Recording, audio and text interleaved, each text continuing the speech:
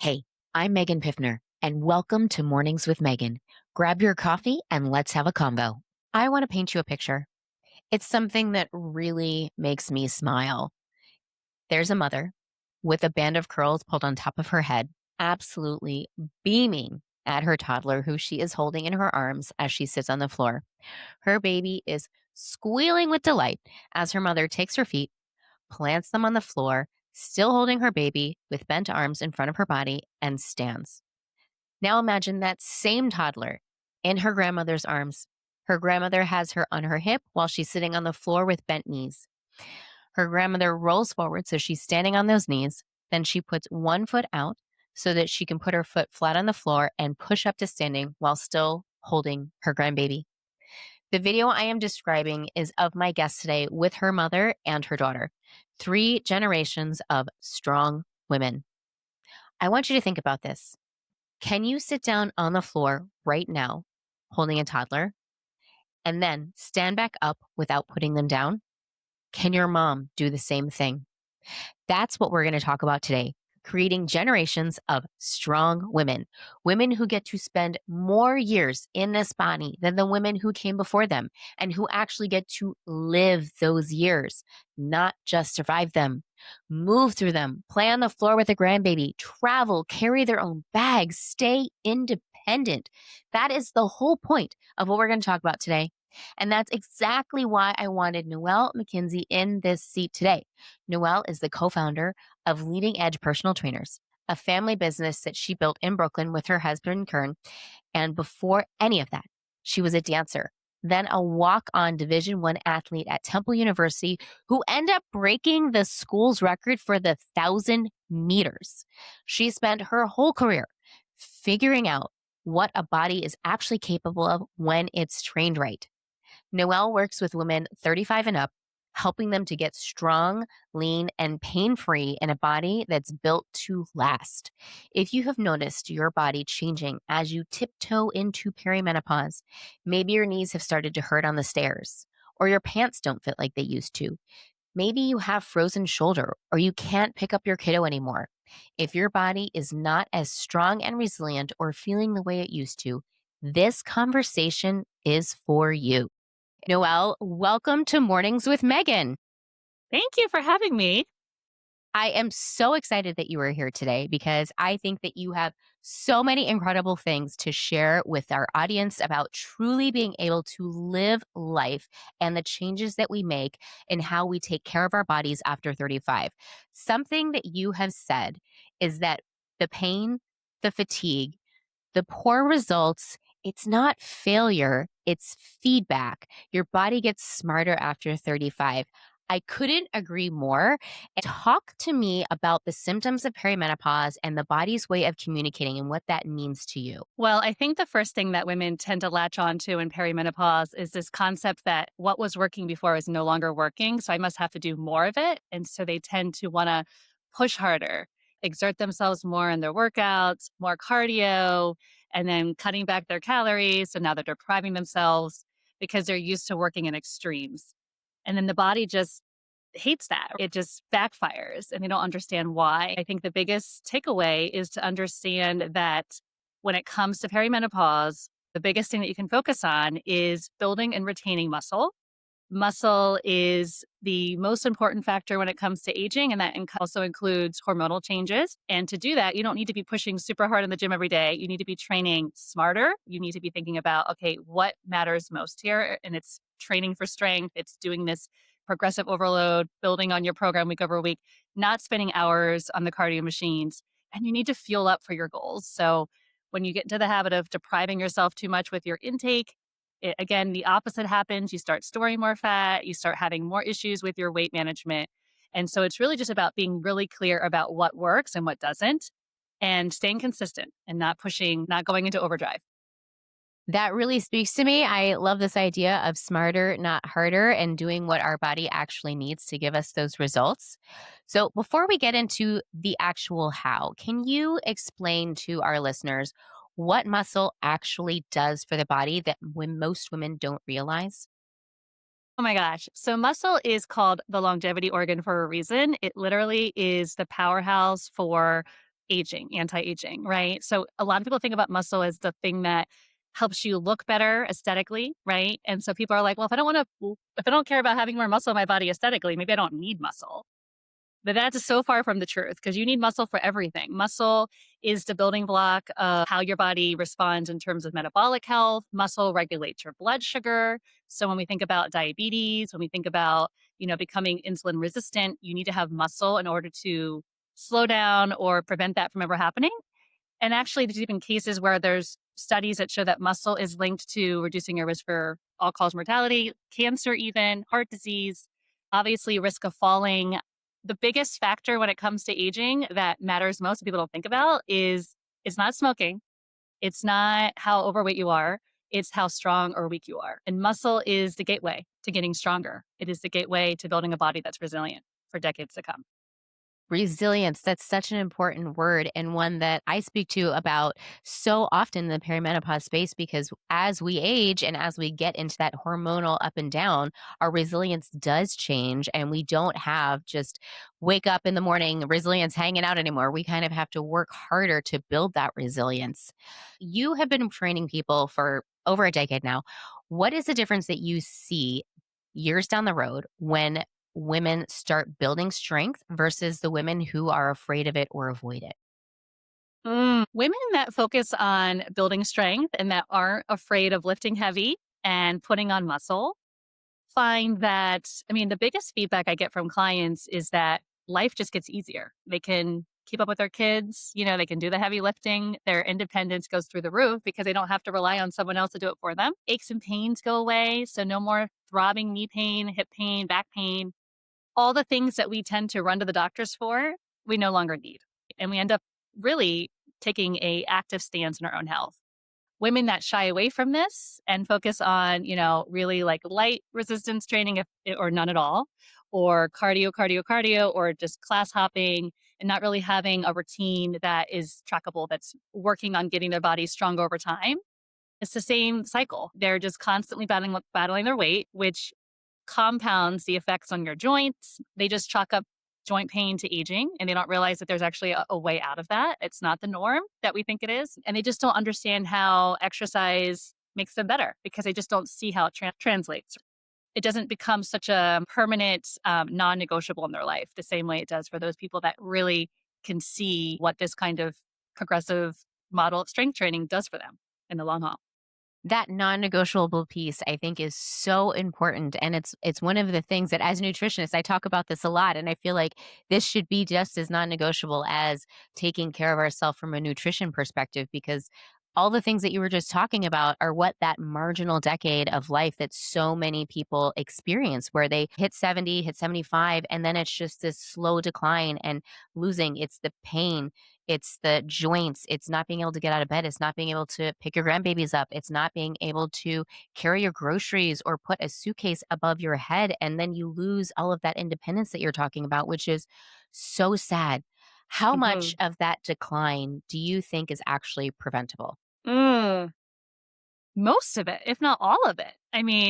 Obviously, there's always outliers. We can't control our genetic disposition, but lifestyle, even so, has been proven to be more of a telling factor as to how our body ages than our genetic makeup.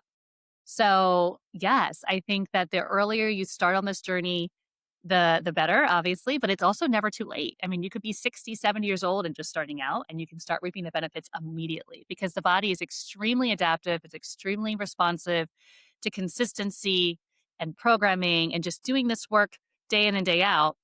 And when I'm talking about instant change, from week to week, you'll start to see just how much easier it is to move about your day, just the tolerance that you develop in your body, how pain starts to dissipate. It is a pretty consistent, gradual improvement that you can expect to make as soon as you start. So it's never too late. That is music to my ears that it is never too late. And I want everyone sitting here to remember that it is never too late. It's not too late for you.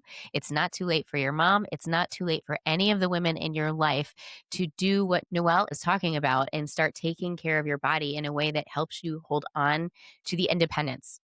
I would really love to demystify some myths here because when I talk to women about strength training, there is this fear that I hear a lot.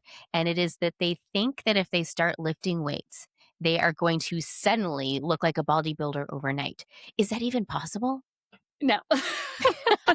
Like, I will agree that there are certain body types that you find it might be a little bit easier to put on muscle, or maybe you have a naturally more muscular physique, but you are not going to be bulking up regardless of where you're starting at overnight. If it were that easy, man, I'd be in love. This is a journey. We say this is not a quick fix because it's years and years and years in the making. It is much harder to build muscle than it is to sustain it, right? It really takes discipline and really training progressive overload and really taxing the body enough. Like most people aren't even lifting heavy enough, let alone like doing the reps. They're not even lifting heavy enough to elicit that kind of change.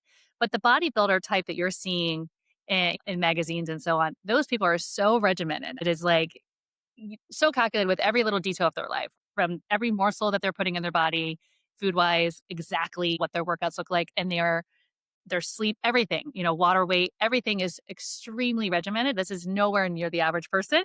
If you're struggling to even show up to the gym, you're like so far, so far away from that. You have nothing to worry about.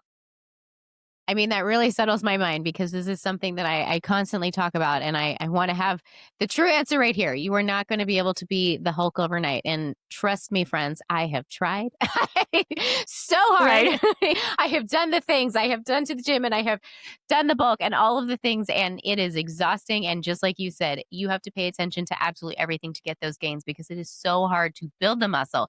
But the maintenance piece that you were talking about is so important because once we have that muscle on, we don't have to work as hard. And so that also gives us a little bit more bandwidth when we think about if you fall and you hurt something and you have to have Right. surgery or repair, you have a baby later in life, you do something Hmm. that requires that you take a break. It doesn't mean that we've lost all that Hmm. muscle that we've had. So it's kind of like a building for the long haul, like you were talking about, building for Yeah, your longevity. investment. Yeah, you're investing Your for retirement. investment. Yes, investing for retirement, exactly. We wanna be able to put those grandbabies up. So, what do you wish that every woman really understood about the slow and deliberate process of building Hmm. muscle and how that Hmm. she can start thinking about that now and what that means as she's aging with Hmm. this? Hmm. So the process of building muscle, it's very simple, but there's a science behind it, right? So you first have to decide what your goals are. Is it to put on muscle? Is it to just focus on getting stronger right now? Is it body recomp? You got to figure out exactly what you're working towards. And then you develop a program that helps you to work towards those goals. And then it's just about showing up consistently week over week, hitting that same training volume. This is the part people struggle with is it's not the same if you show up one week twice a week and the next week once a week and then you skip a week. You really have to maintain your volume, your frequency that you start with. And then every single time that you show up, you have to think about how do I make my workouts 1% harder from the prior week, right? And it's as simple as going up 2 or 3 reps or adding 5 pounds to your exercises, right? Or adding an extra set even. Um, and you just continue like that. I mean, it sounds so boring, and it really can be if you think about it, because it's like you're just like stacking bricks, but boring is what works. This is what your body really responds to. And you just stick with that regimen. And over the course of 6 months to a year, you'll really start to see the compound effect. And then imagine 5 years from now and 10 years from now, and it just keeps getting better. There's no limit in terms of how strong your body can get. There's always an opportunity to lean in and find another weak spot, make another little pivot in your programming. You can always keep expanding upon what your skills are. So I'm hearing that this consistency is really Mm, important, and mhm, that's very similar with nutrition, and it doesn't mean that we don't have off days or that we have days where maybe we don't eat quite the way we wanted to or maybe we don't hit the gym exactly the way we wanted to, but that consistency of showing back up even when we have the off days the next time at the next session really mhm, seems to be important. Let's take a moment to think about a woman who might be in where you were talking about women that aren't really pushing as hard as they could. So let's say that she's using 3 pounds. She's doing a bunch of arm exercises at 3 pounds. She does the same thing every time she's at the gym. mm, She's been doing this for years. And I mhm. would say that's probably not challenging her like you were talking about. You need to have that challenge. Yeah. For someone like that, where that's her relatively starting point, how would she think about knowing when it's time to increase weight or knowing what the signs are that she's ready to progress, as you were saying, whether it's reps or weight? So it's important to remember that when you're training, your body is always looking for the path of least resistance, meaning as soon as you introduce a movement pattern to your body, the very next time you do that same exercise, your body has already figured out a way to do that exercise requiring less effort. And if it's requiring less effort, it means it's also less effective. So I always like to think about training near failure, which an easy way to think about that is you want to be pushing yourself enough so that at the end of your set, you have only about 2 to 3 reps left in the tank. If you can easily bang out 10, 15 more reps and you're not struggling with those reps, then that is the first sign that it's time to go up and weight or increase the complexity of the exercise. But something has to get harder there. If you are doing the exact same exercise with the exact same load week over week over week, even like I said, 2 weeks out, let alone like if you're doing this for years, like imagine just 2 weeks out, your body has already figured out a way to get away doing that with less effort. And so the whole goal is we need to tax the body enough to elicit change. If the demand is not there, your body's not going to naturally change. And so that demand actually comes from pushing near failure.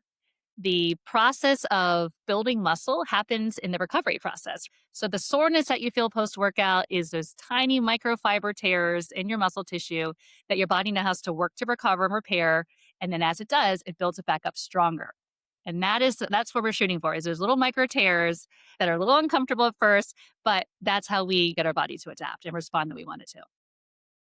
So, as we're building and we're putting a little bit more challenge on our body and we're thinking about this, does it make sense that we also rotate through? So, if I'm doing a bunch of bench presses and I've been doing that and I've done okay, Noelle says that I have to do 2 reps in the tank and I have progressed and I've gotten up to the point where I can do 15 and maybe I've added a couple more pounds and I get to a point where it just Mm, feels like I've done too much. Is there a mhm. point when I would think, oh, maybe I should move on and be doing something other than that bench press or that set of exercises? Or is it enough to keep changing maybe the cadence, the volume, and the weight and rotating Mhm. through the same exercises? That's a good question. So, a lot of times we work in what's called mesocycles, meaning we stick with a series of movements, we train them, we work on those progressions each week before we think about introducing something new. So we have to give your body a chance not only to get good at doing the exercise, but then to get good at doing the exercise under load and then increasing that load. But there does come a point where your body needs change and it varies. Some people have a longer threshold. So the first sign that you need to start introducing something new is if you start to feel any discomfort, obviously, in the exercise. Like if you start to feel like some joint discomfort, or if you feel like you've maxed out load and you don't have anything else to work with, or if you just feel like, you know what, I'm just ready for something new. Like I've been doing this now for 6 to 8 weeks or maybe 3 months. That could be a sign. And so it varies. There's not really like a specific window of time that you should stick with the same exact cycle of exercises, but you want to give it enough time to get the response that you're after. So I would say at least 6 to 8 weeks before you make a change. And then when you make a change, you want to think about, okay, how do I target these same muscle groups differently? So it's not about just doing something completely different. It's about, okay, I still need to hit these muscles. So if I'm doing bench press, for example, how about doing a push up? Or how about doing some other variation of a push? Maybe it's an overhead press, maybe it's a windmill, whatever the case may be.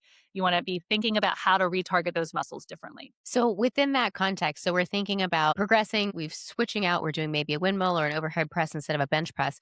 What does it look like to differentiate between, you had said earlier, getting stronger versus building muscle? What is the difference between those two? Okay. Well, getting stronger is just looking at your workouts. If you're training progressive overload, you're showing up consistently, you will get stronger. Your body is going to respond to that consistency and the effort that you're requiring from it. But if you're trying to build muscle, this is the dietary part that comes into play because you cannot build muscle from an extreme calorie deficit. So I always tell people that if you're trying to build muscle, you have to be also ensuring that you're eating for your goals. So that means calorie intake has to be sufficient, protein needs to be where it needs to be. Well, for most people, that's more than 100 grams per day, which is unfathomable for most, but it really I is not that agree. much protein. 100% um, agree. um, but you'll notice as soon as you dial in your diet and you continue with that same workout regimen, so nothing changes about the workouts. It's just that now you've also added in the dietary part into your regimen.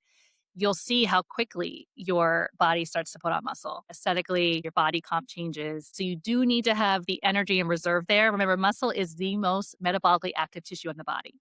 So it cannot sustain itself or build if there's not enough energy in reserve. If you don't have enough calories in the tank to get through your day-to-day regular activities, and then you try to go to your workout and try to like utilize what's left, your body's just not going to allow that. So you have to have enough, dare I say, a bit of a surplus of calorie intake to really prioritize muscle growth. I feel like you just painted this picture of so many perimenopausal women that come through my door where they have spent all of this time and they do the exercise, they do the workout, but they haven't been eating to support it. And we get into this picture where they're metabolically unhealthy and they're actually putting on weight, fat Mhm. per se, the mobile Mhm. savings account, but they're not building out this muscle. And it's Mhm. this weird dichotomy where they're like, I'm working out and I'm working out and I'm not getting any better. And when you dig into the details, they're doing exactly what you said. They're not eating enough. They are restricting, restricting, restricting, and that muscle recovery doesn't have a chance to grow because there isn't enough calories and resources to do it because the body is prioritizing other things. It's like, well, we we got to grow hair, we got to be able to keep walking, we got to sleep. We just don't have time or energy to put into building out this muscle. So it's nice to know that there's a difference between building out muscle and being strong. And we can still be strong, but we also can change the way that we're training and build out the muscle mass. And the muscle mass is really building that metabolic organ, like you were talking about. It's driving that metabolism, and is what's helping us with the insulin resistance, what's helping us process and metabolize blood sugar. And that piece is so important as our hormones start to shift in perimenopause. Yeah, and I think people don't recognize how much energy our bodies need just to survive. The basal metabolic rate is what your body needs just to do basic functioning. Like all your cells have to turn over every day, all your organs have to repair themselves every day. You need energy to think, so any critical thinking. So forget about exercise. They don't realize how much they're burning just existing. And so that's where the calorie intake becomes a little bit people get confused about. I feel like we should also talk a little bit about appetite and how that's not always a good indicator as to how many calories you need either. I have a lot of clients that will come to me like, well, I don't know why I have to eat more. I don't feel hungry. So I feel like I'm eating enough. And it's because of these patterns that we've fallen into. We need to be eating on a schedule. We need to be eating because we need to eat, not just because we're hungry or because we have time to actually sit down and enjoy our meal. Your body needs to do the same processes every day. So we need energy, regardless of what's going on in your life. So I think that's really important too, is not to fall into that trap of like, okay, I only eat when I feel hungry. Most times we don't feel hungry and we still need to eat.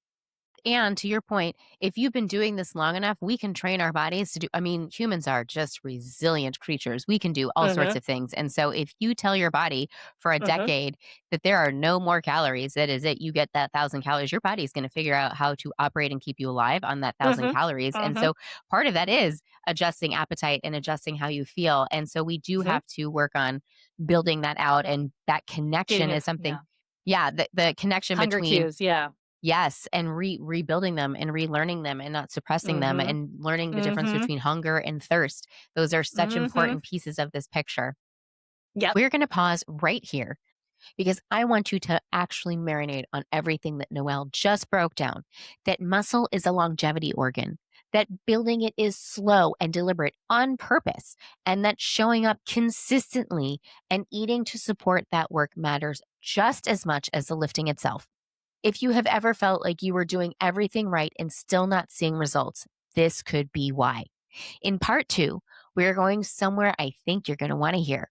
We're getting into the SWAN study, insulin resistance, and exactly how building muscle helps your body handle that shift in perimenopause. Plus, the scale conversation, training for the life you actually want, and Noelle speaking directly to two different women. The first, who's never set foot in a gym, and the one who's been doing cardio and yoga her whole life but never touched weights. I'll see you there. Can you do me a favor? If this episode gave you something to think about, share it with one woman in your life who needs a different story about perimenopause. Our bodies didn't come with a user manual, and this perimenopause thing can feel confusing and lonely. But you are not alone. You are not crazy, and you are definitely not broken. And maybe someone in your life needs that reminder today. Let's spread the word and be kind to each other and ourselves. Now, the legal bit. I'm a nutritionist, but I'm not your nutritionist.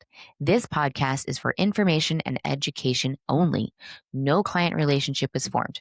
Always seek medical advice when necessary. I'll see you next Wednesday morning.